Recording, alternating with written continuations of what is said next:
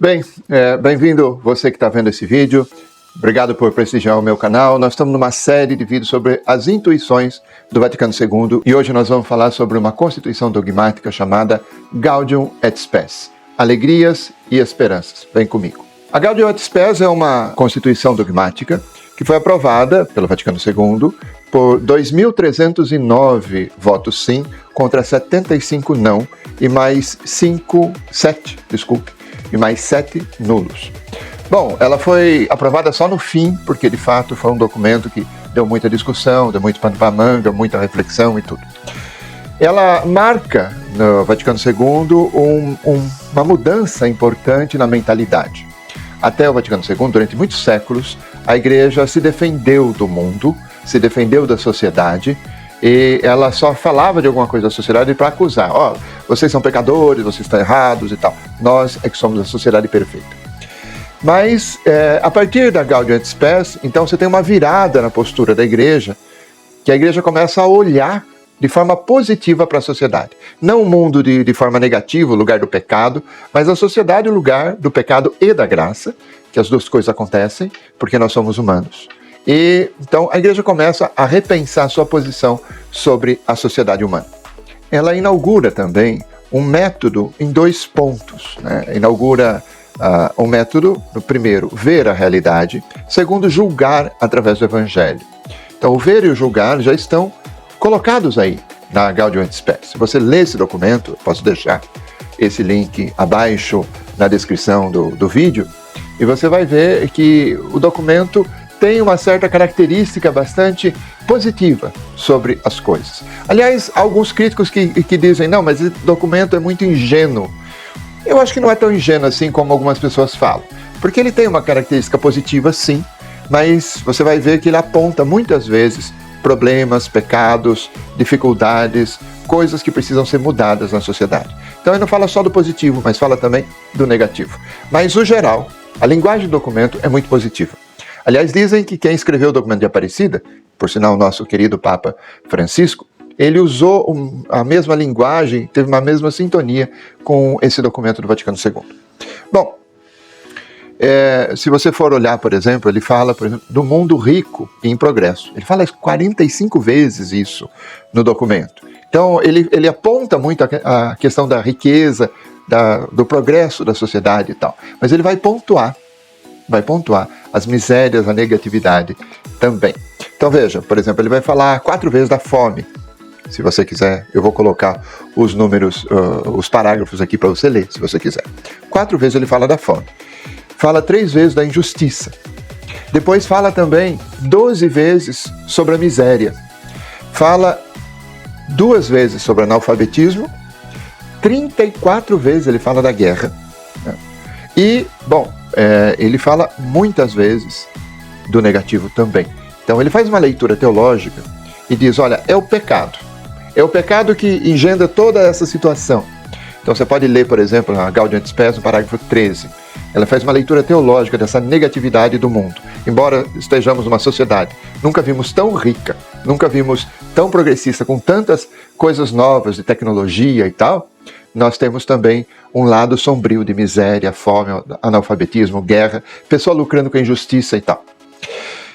Bom, a partir dessa leitura teológica, por exemplo, ele vai mostrar uma igreja que está a serviço. Então ele está mudando a postura da igreja, veja. Não mais uma igreja autorreferenciada, uma igreja em defesa, que está sempre com o escudo se defendendo, com uma espada atacando em guerra, mas uma igreja que está no mundo, está na sociedade, e ela age no mundo. Ou seja, não adianta a gente xingar e dizer e apontar a sociedade, porque nós estamos dentro da sociedade, nós também somos cidadãos, nós também agimos enquanto cristãos, ou não agimos enquanto omissão, ou fazemos até o errado, né? Então a igreja ela mergulha na sociedade dizendo, eu também estou nessa sociedade, eu também vivo na história.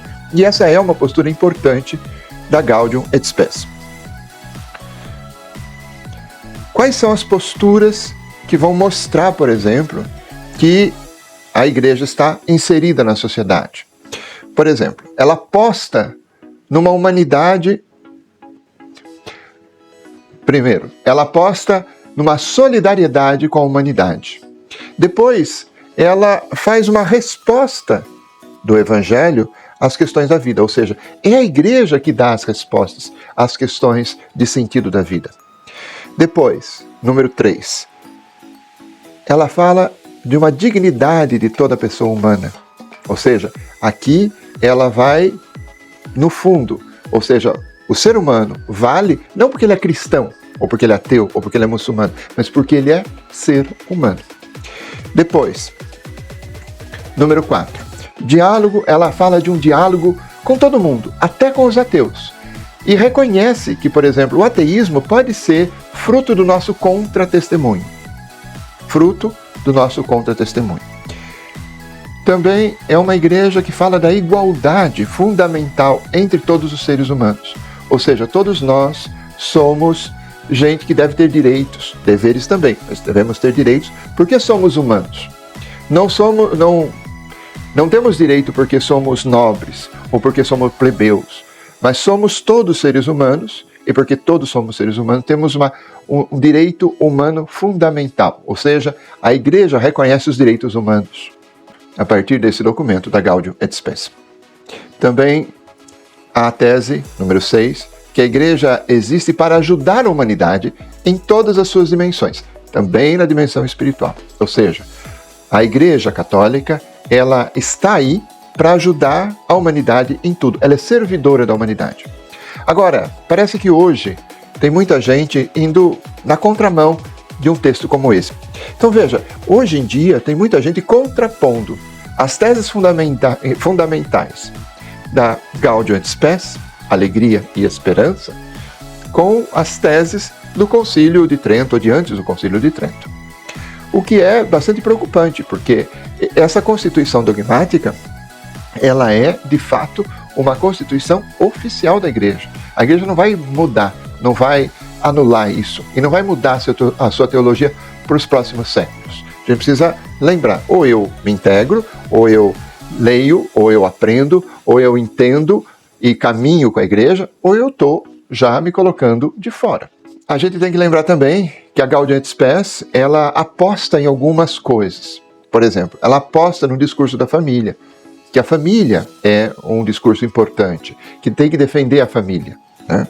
Ela aposta no discurso da cultura, que tem que se defender a cultura humana e a cultura de todos os povos. Ela aposta também na centralidade do homem, na economia, ou seja, na Gaudium et Spes, a grande crítica da Igreja para a economia é que nem o capitalismo, nem o comunismo, nenhum dos dois apostam no ser humano.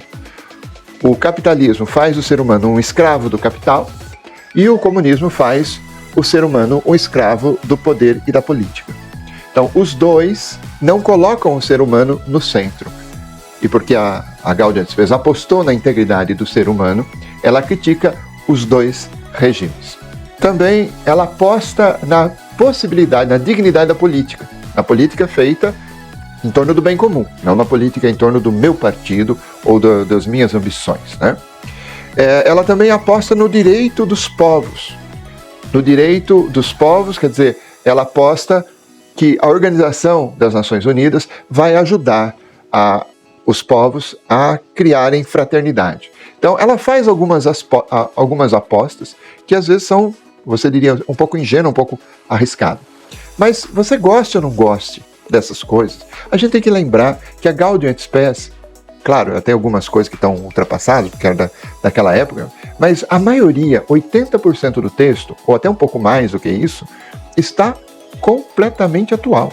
E vale a pena ser lido, e vale a pena ser meditado, e vale a pena até ser rezado, para que a gente possa entender onde é que a Igreja está colocando todos os seus ovos, está colocando toda a sua afeição, vamos dizer assim, está apostando na humanidade, apostando de forma positiva no ser humano, sem esquecer que o ser humano tem pecado, tem guerra, tem fome, tem analfabetismo, tem miséria, tem um monte de coisa.